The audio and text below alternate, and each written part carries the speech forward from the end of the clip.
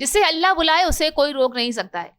ये बात एक शख्स ने साबित कर दी है। जी हाँ, जहाँ हज यात्रा के दौरान अल्लाह का एक करिश्मा नजर आया। लीबिया के आमिर अल मेहदी मंसूर अल गद्दाफी की हज यात्रा में कई अजीब और गरीब घटनाएं हुई हैं। एयरपोर्ट पर सुरक्षा जांच की वजह से उनकी उड़ान छूट गई, लेकिन गद्दाफी ने हार नहीं मानी और अल्लाह पर यकीन की वजह से वो एयरपोर्ट पर ही रुके रहे और सुरक्षा कर्मियों से बहस करते रहे कि उन्हें अल्लाह के घर यानी कि मक्का मदीना जाना है, उन्हें अल्लाह ने बुलाया है। जी हाँ, दरअसल हुआ यूं कि लीबिया के अमीर अल मेहदी मंसूर अल गद्दाफी हज सफर के लिए रवाना होने के लिए अपने ग्रुप के साथ एयरपोर्ट पहुंचे थे, लेकिन एयरपोर्ट सुरक्षा कर्मियों ने उनके नाम के आगे लगे गद्दाफी की वजह से उन्हें काउंटर पर ही रोक लिया और ज्यादा पूछताछ करने की शुरुआत कर दी।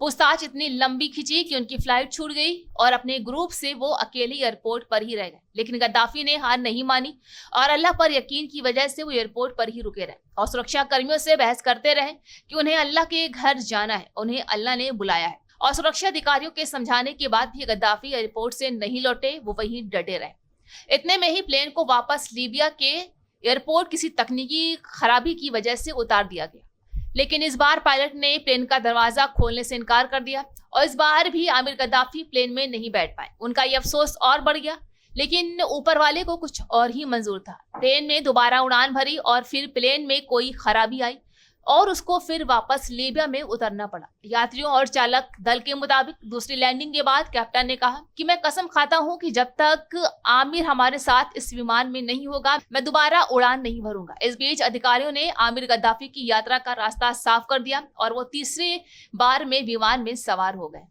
तो वहीं इस घटना के बारे में बात करते हुए आमिर ने कहा है कि मैं सिर्फ हज सफर पर जाना चाहता था और मेरा मानना था कि अगर मेरे लिए लिखा है तो कोई भी ताकत मुझे रोक नहीं सकती। आमिर की एक तस्वीर सोशल मीडिया पर वायरल हो रही है जिसमें वो विमान के चालक दल के साथ पोज देते हुए नजर आ रहे हैं।